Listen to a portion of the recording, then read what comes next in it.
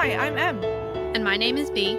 And this is Fangirls Anonymous. A quick warning, this podcast is not for kids. We get into some pretty explicit stuff. But if you're still with us and into that, welcome.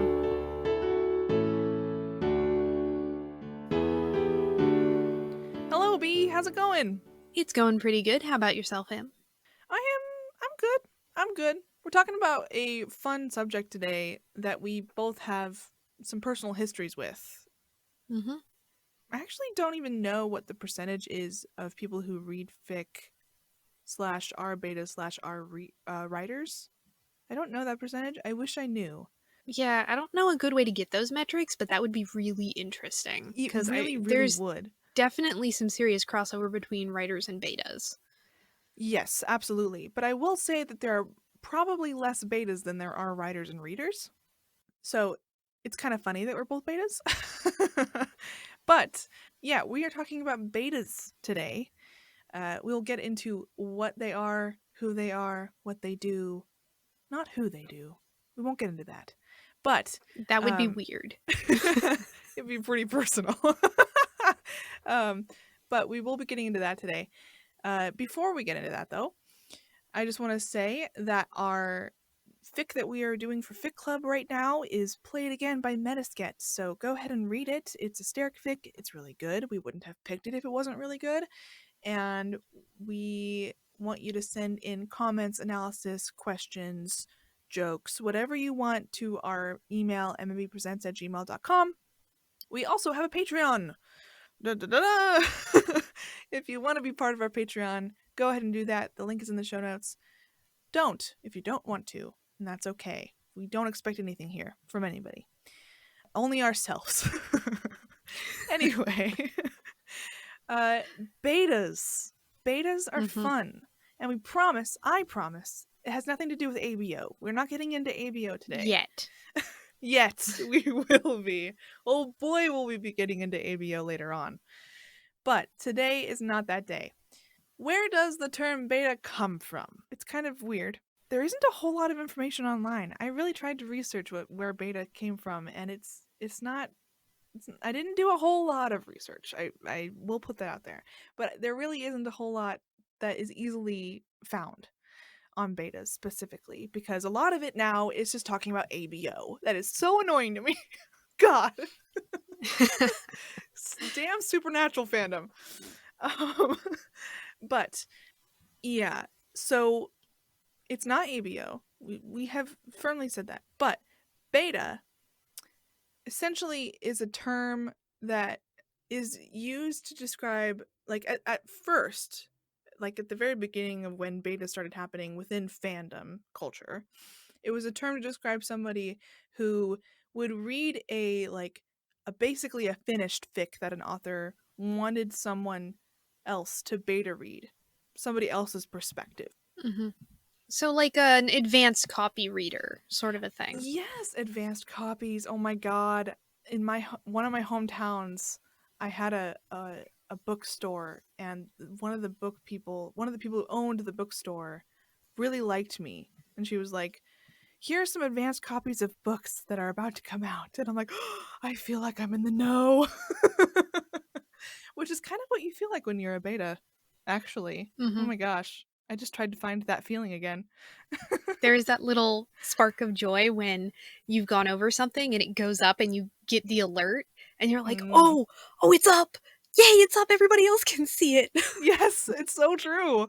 We'll get into that. Okay, so it's kind of like beta testing, if the people who are listening know anything about the tech world. So coders have they write code, and then they kind of have other people test their code for bugs or mistakes. And essentially, fic authors want that to happen to their fic too. So they want other people to beta test or beta their fics before sending them out to before online fanzines, I'm sure, and before posting them on the internet when the internet was a thing. So the readers themselves eventually became known as betas. I found a funny thing online. So the phase of development after so basically a beta could be described as, because there are a lot of different definitions for the word beta. If you go online, there's so many different definitions. The phase of development after alpha testing and before launch, in which software, while not complete, has been released to potential users for testing. And hilariously, AO3 is still in its beta phase. It has been since 2009. We don't know when it'll get out of its beta phase, but it is still in it. Mm-hmm. And we are all testing it. We're all beta testing AO3 every time we go on it. I love that so much. Mm-hmm. Yeah, it's worth noting, since you stuck it out there, that there is such a thing as like an alpha copy or an alpha reader, but you will almost never see it, to the point where I couldn't even give you a good definition of what people mean when they refer to like an alpha reader. I would assume that would be somebody who's reading it in a phase before draft phase, so just an outline or something. I'm not even sure, because a lot of time that gets folded into what beta readers do too. Yes. So we'll talk about that pretty soon, but I will say that right now, I'm kind of an alpha and a beta. That sounds so weird when you think of it from the view.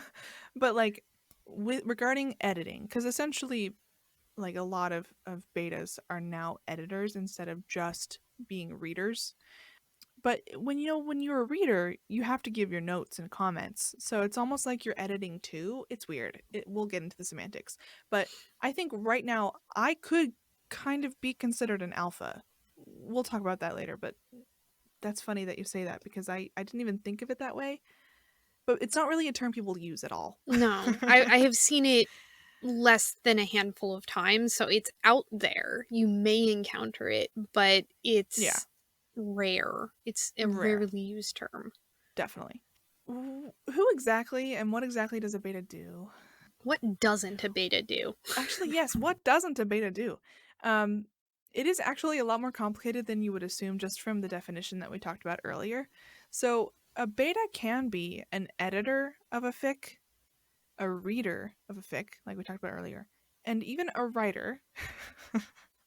Because you can co write, and basically both people who are writing it are both betas, which is hilarious, and I love that.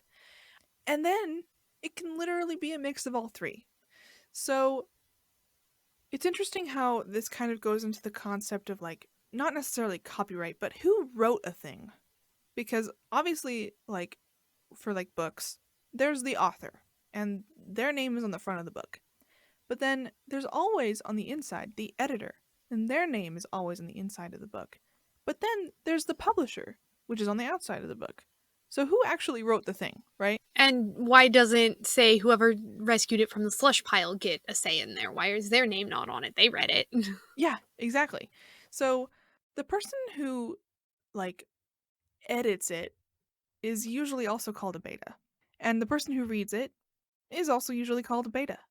And usually the writer of the fic, the person whose name is of the fic, isn't usually a beta, even though they self-edit. The semantics are fun. But an editor is also kind of a name that we use to describe lots of different types of jobs. So there's an editor for just the grammar of a book, or a piece of writing. There's an editor for just the layout of the piece of text. There's an editor for the like a copy editor, so line by line, looking at every line and making sure that the entire piece flows well and actually makes sense. There's lots of different types of editors, and a lot of pieces of text go through lots of different types of people who are looking at different things. Fic does not tend to get that kind of treatment. Usually, well, actually, I don't know because we don't really know the percentages, but I would say more often than not, it's just one person writing a piece Mm-hmm. of work and then sending it out. No And they're beta doing it in necessary. their spare time, in Yes. addition to whatever school or work that they have going on in their life. So Mm-hmm. I don't know about the rest of you, but I usually don't have an extra 5 or 6 hours a day to write and then edit and then do a second pass and then do all of the pretty little typesetting things. And like, I have, if I want it out there, I have to prioritize getting it out there as opposed to making it look as pretty as possible. I am but Yeah. one person. Exactly. It's usually one person who probably doesn't have a lot of time on their hands, but has passion for the thing that they're writing about, which, oh my god, thank you to every writer ever. Even you, person who wrote My Immortal, thank you. But sometimes when you have these people and these fandoms, groups can come along online and different people become friends over their fandom stuff. And I'm assuming, I don't know for sure, but I'm assuming that's how the beta stuff started happening. Because you want your friend who also likes fic to read the thing and tell you if it's good or not before sending it out into the world, right? Because it's your baby, I'm sure. I've never written, but As somebody who's done this not in fic but in writing before, you don't want to send it to wherever it's going to get looked at by many eyes yeah. and, you know, have your final line that it's just supposed to be like a tearjerker or whatever, and you have a really obvious typo right in the middle of the sentence. You Ugh, don't want that. You want somebody to go through it and go, hey, you're missing something here. yeah. Or like you don't want a really out of character speech in the middle of your fic, right? Like you don't want that. Maybe you wrote that when you were drunk and you forgot you wrote it. I'm not saying that from experience. I've also seen where you like stick in brackets whatever's supposed to happen with the intention of coming Yes. back and doing it, and then you Oh, forget. that's so sad when I find that. I'm like, no! Everything else was perfect. Oh, it's so sad. See, that's why you need beta friends. So basically, a beta, most betas I have found become whoever the author needs. So if the author just needs a reread of the fic and to tell them like that you liked it or not, nothing like super specific, then they'll find those people. If the author needs somebody to help them with everything, like plot, character, length, basically everything except for like the actual writing part, they'll find that. And everything in between. So betas are kind of cool people, not because I'm biased or anything, but I think they're kind of cool because a lot of people who are betas tend to be very supportive in the whole fandom like ecosystem. Obviously, a lot of writers end up becoming betas because you're in this world of like writing and you are friends with a lot of other writers, and people who are very serious about writing fic almost always use a beta. So they have their writing friends become betas, essentially, and vice versa.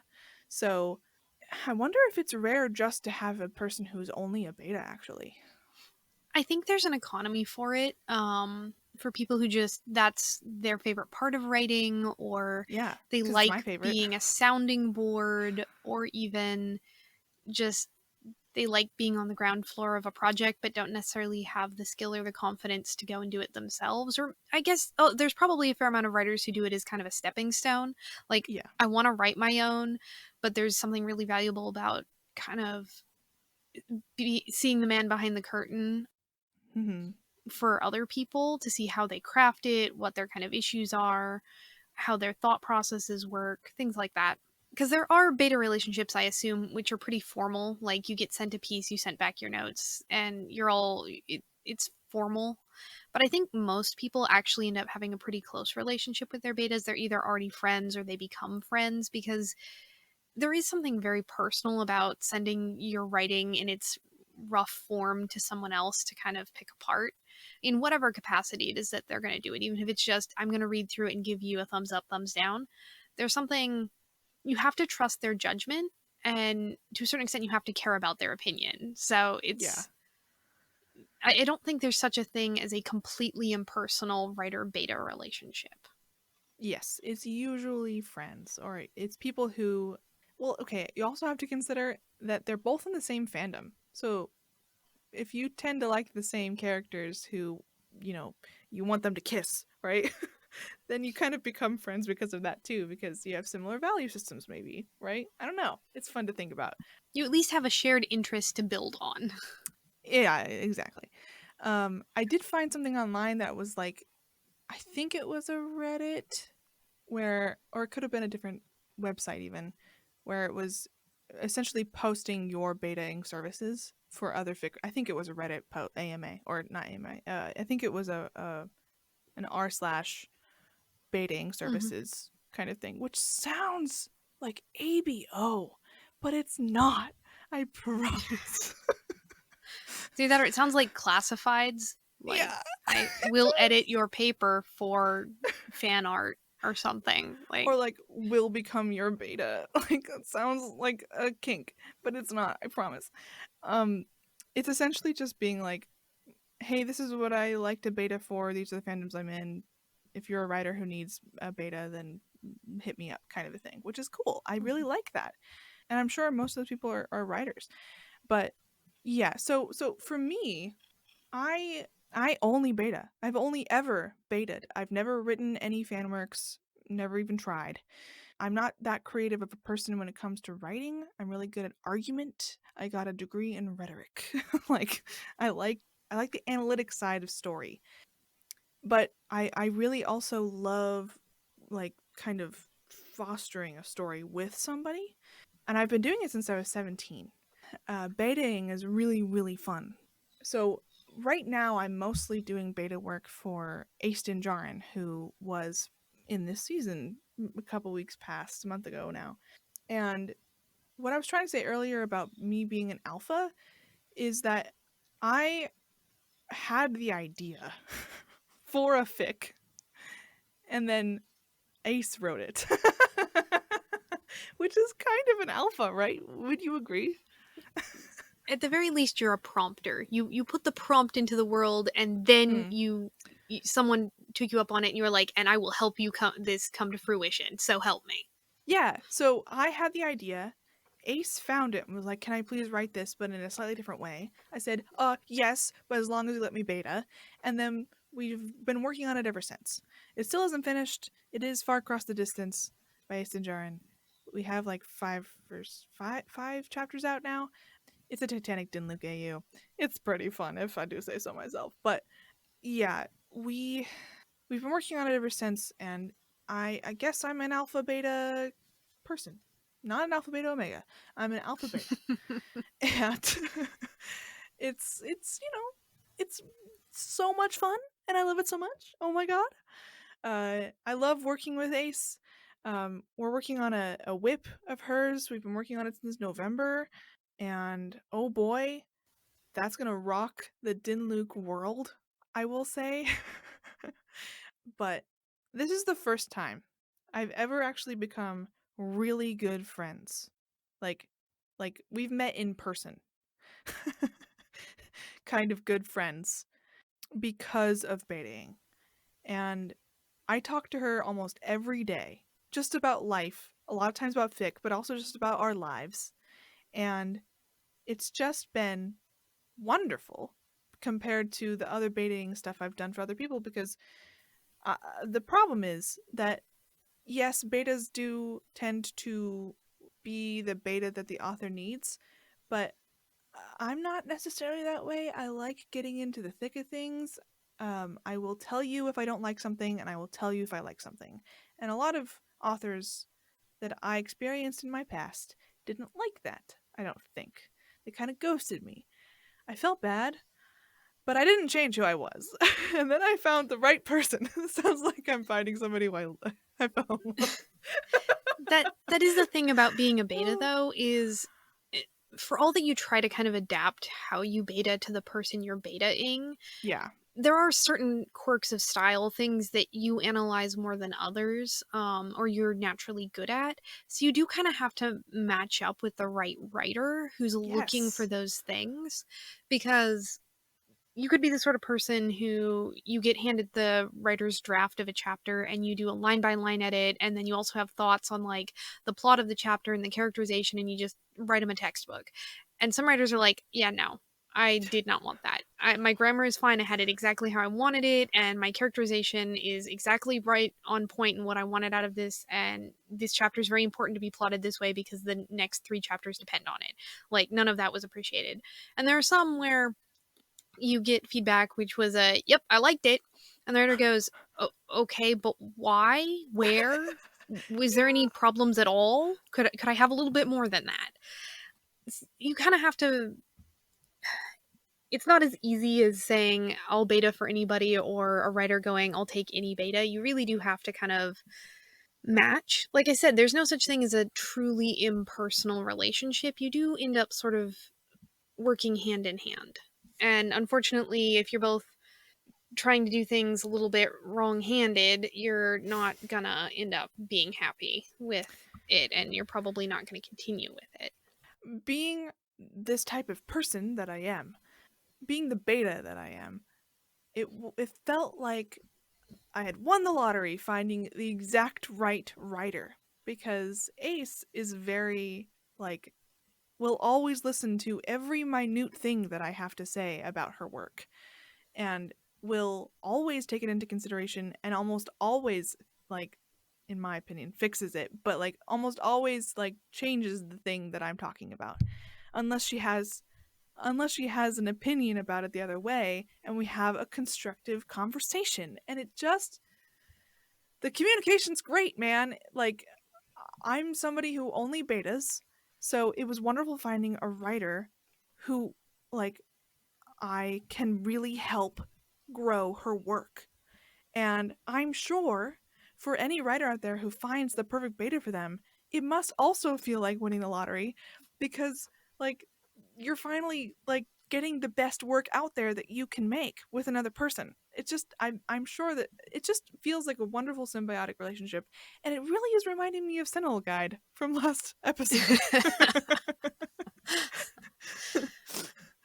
Oh, that's Yeah, funny. it's interesting though because I feel like there's a reason why a beta is a beta and not an advanced reader or an editor. Yeah, Um because it's because both, kind of. it's not just that it's both, it feels like it has a perhaps a slightly different emphasis, I guess, because an advanced reader is somebody who you're going to have really limited contact with because if my understanding of the publishing industry is correct, it's a decently randomized sampling of people. Not completely random, but if you're sending out 30 copies, you're probably not going to handpick the 30 people as an editor or as a writer. And so you may get their feedback once and that's it. And as an editor, your job is to edit the work. So you get into these brass tacks, nitty gritties that, like I said, maybe not all writers like that. Maybe that's not their cup of tea. A beta is flexible. You have kind of the intimate relationship like you would with an editor, but it doesn't necessarily off the bat assume that's what they're going to do. I'm sure there are plenty of writers who really just want a beta reader, somebody who will sit down and read the chapter and say, hey, I liked that you did this, and I didn't like that you do that. I don't know how to fix it, but, this is my thought on it. And that's the full extent of it. It's not your grammar was bad here or you did something formatting wise strange. It's just broad strokes. This worked, this didn't. Or this didn't make sense to me in relation to the last chapter because I feel like a lot of beta readers, I don't know about all writers, but I feel like there's a decent contingent of writers who start a work and then they get to the middle of it and they have an ending in mind, but you're still in the middle of it. So there's this sort of hurdle you have to get over as a writer where you're like, well, I definitely don't just want to skip to the end, but that also requires me to make up stuff here in the middle. And having a beta can be really helpful because they can go, hey, so in the last two chapters that you already put out, you were talking about this, so maybe in this chapter you could have this happen. Or you already did that in chapters 1 and 2, so maybe don't do that again, maybe try something else. Because as a beta reader, that's what I do sometimes, is I'll go through it and just do a first pass and go, you talked about the same thing 3 times. And that's okay, but maybe space it out, or, maybe change up the language a little bit, switch the emphasis, because I, a reader, don't want to listen to the same internal monologue 3 times. Even if it's important, 3 times in a chapter is maybe too much. Yeah. Betas not only can be readers and editors, but they're also somebody who is, throughout the life of the story, also kind of co-parenting it. They're helping it grow. they're not the one writing it. A lot of like copy editors and people who edit when the whole story is finished don't necessarily shape the story as much as in-depth beta editors or betas do with fic. If you're a beta who like me goes over every detail and over every character arc and plot arc and idea within a fic with your writer, then you're also kind of a little bit simultaneously writing it alongside the writer. You're not writing any of the words, but you're helping the story go into maybe a different direction that the author wouldn't have gone without you. So it's almost like you're their stepmom. Mm-hmm. You're the stepmom of the fic. It's kind of fun. What's your experience with betaing B? I haven't actually asked you this before. My experience with baiting is I am friends with the people that I beta with so far, at least, and that means that I tend to be sort of on the ground floor. I usually end up being a sounding board first, where they kind of shoot ideas at me and I ask questions as they're writing. And then as they actually get the work up off the ground, usually they'll be like, hey, can you read this piece? I'm not sure about it. Can you give me a thought? And then if they've got a chapter done, they're like, hey, can you do a pass over this and see if it all hangs together and makes sense? And sometimes we'll talk through anxieties or issues that they have in the work so that if they're like, oh, so I know you already looked at this scene, but now that I've written more, I really want another opinion because I'm still really not sure if I like it. And I'll be like, okay, so what don't you like about it? What makes you nervous? What is the character thinking doing? I might shoot out some other possibilities. Okay, what if they did this instead? What if they did that instead? What if they did this? And, work it through, I guess. So I might have a little bit of an unusual relationship in that I am kind of watching them build their little Lego house, and then they poke me every now and again to be like, "Hey, do you like the color?" And I'm like, "Yeah, I like the color." Or nah, maybe switch it up. Maybe you want a green tile in there.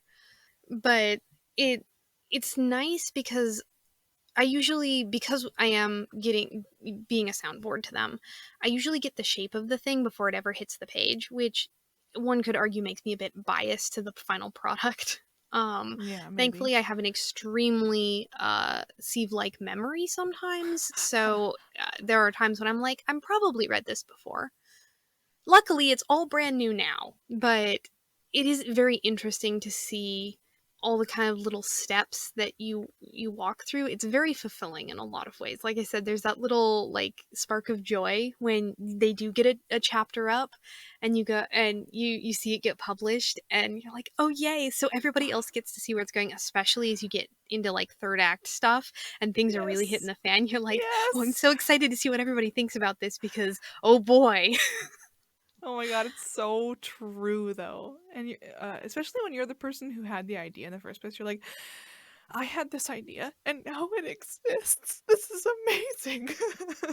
It feels so good, especially when you've become friends with the person who is writing it and they are also super excited about getting it out and you're just like, "Oh my god, my friend is putting out her work." It's Mhm. wonderful.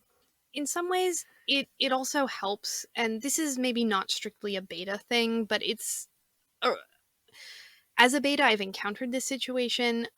There can also be something really anxiety inducing about putting your work out there, and Ah. as a beta it's not your work strictly, it's somebody else's work still, but you were really involved, so you know the ins and outs without being, it's maybe not your soul on display out there. So sometimes I've had situations where my writer is sort of anxious about what people think about it. And I, as a beta, have the ability to go in and sort of look at the comments or get a lay of the land and be able to report back, okay, everything's fine. You don't need to be nervous. Yeah. Because again, it's not my soul on display. And that is not necessarily a normal beta thing, but it is nice about being a beta. You're like, I am definitely invested, but also not, it's not personal to me in the same way. Yeah. Yeah. I mean, there are different people with different abilities for different things. I will probably never write a fic, but I get to live vicariously through the writer that I am currently working with, writing a fic, and it's really nice. Mhm. It feels really good. You are also a writer, but I don't. Have you Yep. ever put anything out? Not yet. I've put this podcast out. Does that count? You put this podcast. I'm contributing, just not written. Someday I have ambitions. Unfortunately, like I said, you put a little piece of yourself out there, and Yeah. I'm not happy with the shape of the piece quite yet. Well, I have read some of your work, and you are a wonderful writer. There's a reason why you too got an English degree. So, if I can be your little cheerleader right now, do it, B. I will refer all y'all to Anne Bradstreet's An Author to Her Book for my exact feelings on the matter. Yeah, please do look it up. It's an awesome poem. I kind of jokingly at the top did mention what do betas not do. And I feel like there is a couple of points that are worth putting out there because, like I said, you get a pretty close relationship with your beta or with your writer, depending on which side of the relationship you're on. And there are some things that I feel like it's worth noting just because it's bad form. Your beta should not be a person who's like, I guess, morally grandstanding on your fic. They should not be No, people who's tearing it down into little pieces and going, no, no, no, that's bad. That's not editing. That's not constructive. You should not work with them if they do that. not at No all. aspersions should be cast upon anybody's character in the course of this relationship. Don't stand for that. That's no good. Oh That's my not gosh, community building. that's bullying. Don't let anybody bully you. Yeah, there's a huge difference, especially to you young writers out there. Don't let people uh, push you around too much on your writing. Let them be constructive, let them work with you and help you make it better, but don't let a beta bully you about your work. And even if they're your friend. On the flip side of that, your beta is also not somebody that you shove a rough draft at and say, fix it. Like, Yeah. they're not gonna magically fine tune and polish your work for you. Don't expect that of them because it will just never happen. Betas shouldn't be writers. That's not their primary task. Like you pointed out, Exactly. they can kind of be a co-writer, they can contribute, but Yeah. unless you are co-writing together, if they are just your beta, they're not there to write for you. A lot of betas will help you if you need it and you've asked for it. A lot of betas will help you with story beat, with specific ideas about how a scene should move through time, how a character would interact with another character in that specific situation, like in character stuff. Like that's what betas will help you regarding like in quotations helping with writing, right? But they're not necessarily there to write a paragraph for you or to rewrite a chapter for you. That also is not who you should rely on. Betas are not who you should rely on for that. Yeah, that's interesting. I didn't think of it that way, though. Thank you for going over the parameters over what betas won't do. Because we do a lot. We do a lot for people who write. I love betaing is such a wonderful concept that feels so how we have described it in this episode. It just feels so fan to me. It's so community oriented. It's lovely. Okay, so I think it's time for Red Corner. Man, it feels good to say that again. It's been Mm-hmm. a while. It has been a while. So I have two recs this week because they are both really short. The first one is War Goats by Sunryder, and it is this really, really cute little hobbit fic. It is about Bilbo having a war goat, and it's I don't want to spoil anything. It's just so incredibly cute and short. It read it. It will take you less than 20 minutes. It is very, very worth it. Um, and my second one is also really short. It is When We Still Had Time by BlackEyedGirl, and it is from the Haven fandom, which is a short-lived TV show from 2015, I believe, thereabouts. don't worry if you've never heard of it. This is a really weird, tiny fandom. In it, one of the characters, Duke, ends up via plot device that is related to the premise of the show on a cliff, and he ends up having to call for backup. And that is literally the whole fic. It is also really short. I am wrecking it because I really enjoy it. I don't really expect anybody else to get it. So, my fic also happens to be pretty short. It's only like 5K, which is great. It is by Ace Dinjarin. This is titled Lover Be Good to Me by Ace Dinjarin. It is essentially smut. It is Din Luke smut, and Luke is trans. And it's really good. All of those things, plus it's really good. Yeah, it's very sweet. A lot of smut. You know, I don't know. There really isn't anything else to say. It's just a fun romp. Like, good for them, kind of a situation. It's PWP. It's porn without plot, but it's really fun. And if you like Din Luke at all, go ahead and read it. And if you don't get squeaked out by sex and stuff, then go ahead and read it. Anyway, that is it. It was interesting talking about kind of the. There isn't necessarily any controversy surrounding beta, but there is a conversation to be had around betas themselves and what they do for writers and why writers need them, and it was fun to talk to you about this.